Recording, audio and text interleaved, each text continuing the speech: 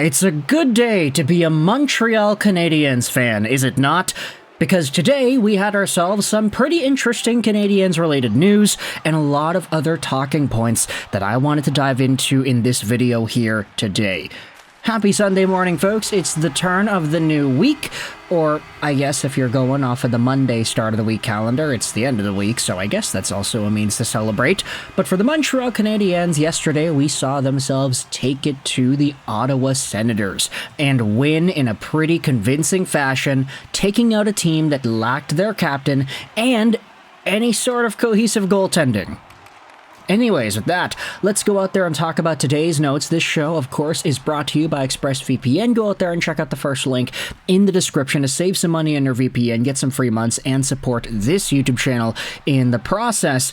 Earlier this morning, there was the Montreal Canadiens skills competition, and it was a really interesting event. You saw Arber Xhekaj threaten to fight the goalie and rip a 101-mile-per-hour clapper on goal. You saw Lane Hutson make some beautiful dangles on the goalie. You saw Habs fans all over cheering their heads off because it was a pretty fun day of festivities. Marie-Philippe Poulin was there. So, nice to see the connections to some Canadian and PWHL legends. And it was all on the Montreal Canadiens YouTube channel for free. So you can go out there and watch Marie-Philippe Poulin absolutely rip pucks on goal in the shooting accuracy and a whole bunch of other interesting things too. But aside from the skills competition, we did have some other things that I wanted to dive into that are in varying degrees of good. Some of these are good, others are kind of surprising, and some of these other things are more relieving. So, firstly, I wanted to dive into what's been going on with the main club. Obviously, yesterday we saw ourselves the very first Patrik Laine goal in a while, assisted by Lane Hutson. And this, ultimately, I hope at least, is going to be the start of a new leaf for both of these guys. Hutson and Laine had gone through pretty rough cold streaks the past little while here throughout the past few games. Now, of course, the Canadiens going on a terrible losing streak does not help, but Lane Hutson, for example, he had himself a really long point streak in the month of January, but at the end of January, he went 1, 2, 3, 4, 5 games without a point. Then he had a point in 2 straight games, and then he went 2 games without a point one more time. So obviously, Lane Hutson was bitten a little bit by the lack of offensive productivity from this Habs team throughout that stretch. And then you have Patrik Laine, who was bobbling pucks and not looking all too dangerous, and sure, the Four Nations really helped him out with getting that confidence back, but bleeding into the end of January as well, Laine was going 1, 2, 3, 4, 5, 6, 7, 8 games without a Montreal Canadiens point. So, Montreal, of course, we know that the team is a lot better when these guys are both going out there and producing. It's why Koyo had this post on the RHAB subreddit. We know him, we missed him, and it is the combo face of Lane Hutson and Patrik Laine. It's Laine Hutson, if you wanted to say that. The guy looks kind of terrifying, not gonna lie. Looks like somebody out of the Goonies or something, but anyways, this was one of the pieces of information that I thought was interesting to talk about. Also interesting to talk about was the recent comments made by Juraj Slafkovsky. I'll leave a link in the description to this article on thescore.com. It goes over some comments made by Slav in an article by Arpon Basu on The Athletic. I'm linking this Score article just because the Basu piece is behind a paywall, but Juraj says that he is seeking consistency and that his season is an embarrassment. An embarrassment. Oh boy, that's a pretty harsh way to label one's own play. I feel like this season is an embarrassment from my side, Slafkovsky told The Athletic's Arpon Basu. After the ending of last year, 30 games, 30 points, and then I come out here and playing like junior hockey and not doing anything. I've been thinking about it for 2 weeks that I've got to change something. The article then says that Slafkovsky registered a goal, 5 shots, 8 hits, and a spirited fight with Ridley Gregg in Montreal's return from the Four Nations break. He hopes to use the game as a blueprint moving forward. I want this to be my standard every night, Slafkovsky said. I've just got to do it again. You can see that it's working, and you just want to keep that. Just have it translate to next game, because that's been an issue this year. And man, I think, This is one of these things where a hyperbolic radio show with a very opinionated host might go out there and say, but to have the player himself say that about his own game, like, yeah, it's been an embarrassment. I've been playing like junior hockey out there. I've been going out there and doing nothing. I can contribute and I can deliver the body and I can do all of these good things, but it's been a problem this season being consistent. And I think a lot of Canadiens fans can somewhat agree with the way Slav is talking about it. Like, he's not wrong in particular.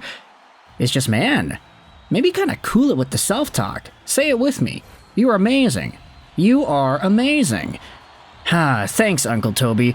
But anyways, Juraj Slafkovsky did call himself out, and I did find that particularly interesting, so the link is going to be in the description to the article in which you can read that.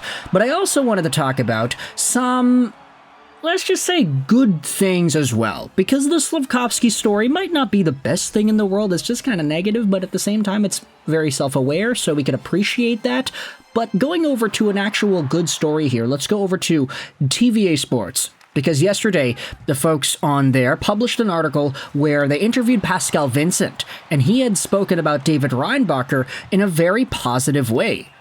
Laval Rocket head coach Pascal Vincent didn't take long to realize what kind of D-man he had in his hands in Reinbacher. The Austrian had barely played his second game of the season with the Canadiens farm team when Pascal Vincent took out the censor on Friday after a 5-1 victory against the Manitoba Moose at Play Spell. The hockey man decreed that Reinbacher has a rare combination of tools that will allow him to find success when he reaches his peak around 26, 27, 28 years old. He has good feet, and his sense of game is very, very good, he boasted. Some players make the right reads, but they don't have the hands to compete with what their eyes see, or they don't have the feet. In Rhino's case, he has the head, the eyes, the feet, and he has the hands. Vincent then said this: "He won't generate offense in the same way Lane Hutson or Mailloux does," Vincent warned. The latter had difficulty containing his enthusiasm. "After 2 games, I can say I'm really impressed. It's rare that I say that about a D-man that young." And here's the thing about David Reinbacher. Even though he is in the AHL and he's gotten himself a whopping 0 points in 2 games played, he has still been pretty good. And a lot of folks would go out there and say that Reinbacher's performance this season has been one of the more notable ones for the Rocket team. And a lot of folks are going out there and talking about this logjam of defense in Laval. Lots of guys trying to vie for spots. David Reinbacher just happens to be one of the main dudes immediately stepping into that role after recovering from an injury. This is good, and I think a lot of Canadiens fans have sort of put Reinbacher on the back burner when it comes to projecting their future team and what exactly the potential is for this guy. Obviously, we know he's got it, but you'll be hard-pressed to find people considering him as an option for the Canadiens, let's say at the end of this season, or thinking about what he could do when the Canadiens are all in their primes. I feel like a lot of focus has been on guys on the team right now and guys who could get traded, quite frankly. But this conversation, I think, is a lot different, and it's just going to show how strong of a prospect pool the Canadiens have and what kind of talent David Reinbacher is, at least when he is in the lineup. Of course, we don't want to see him go through any sort of big injury again, knock on wood. But for now, let me know your thoughts in the comment section below about all these different talking points. You have Lane Hutson and Patrik Laine going out there and hopefully starting the magic once again. You had the Canadian skills competition with some familiar faces and some fun times. You have Juraj Slafkovsky calling himself out and saying that his season has been an embarrassment, which I do think is a little bit of a hyperbole, but still, it's in the right direction, I would say. Maybe just a bit overly critical. And then you have the David Reinbacher conversation to Pascal Vincent saying some very positive things about a young D-man, that in which is not really in his character to go out there and do. So let me know your thoughts in the comments section below about all these Montreal Canadiens news and notes. I hope you enjoyed this video. And bye.